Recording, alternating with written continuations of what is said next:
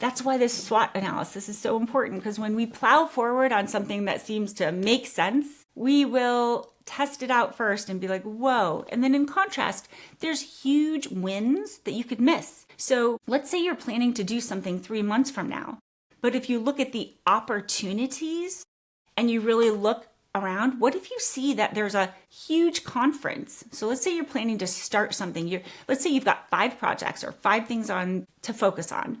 And you say, well, this item I'm going to make number 5. I won't get to that till April. Let's say that thing that you're planning to do in April.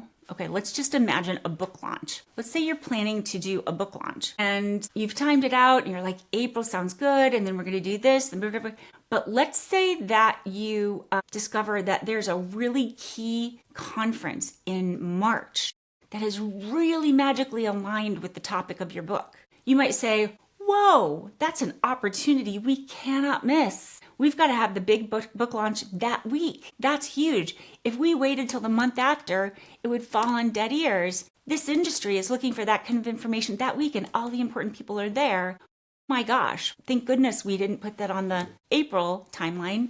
This is an opportunity we would have missed, and it's going to double our initial sales. So that's why we want to look at the strengths, weaknesses, opportunities, threats, and then refine our plan. Yours is going to be a lot easier than all the business type stuff. You're just working with what's obvious to you. You don't have to do research and customer interviews and all these things, but you're going to just write what is obvious to you. So carrying forth and sipping my water, social. Okay, here are examples. So for you've got your North Star, you've got your gap against the current reality. So you know your gap, and you've got your actions. So you've got the actions that you initially are like, I'm going to need to do this. I'm going to need to do this. I'm going to need to talk, I won't get into all the examples, but you're going to need to do these things.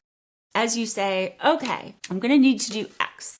So here are some thoughts: strengths, weaknesses, opportunities, threats. Let's give an example that one of your actions in your actions list, just give an example. The action is, I need to reduce my work hours. So what are the strengths there? Well, there is a strength that I built a strong reputation in my company, so they are likely to work with me when I ask for a schedule change. So that's good. You built street cred. That's good. Weaknesses. I have not yet determined how that income would be replaced in my budget. So it might make me a little shaky about asking for it. Opportunities. Well, I do know that the company is planning to reorg next year. Perhaps by discussing this early versus later with my leadership, maybe they could build in a new modified role for me so that this would work as a win-win. So they'd be more accepting of the changes. Threats. By having this conversation with my company,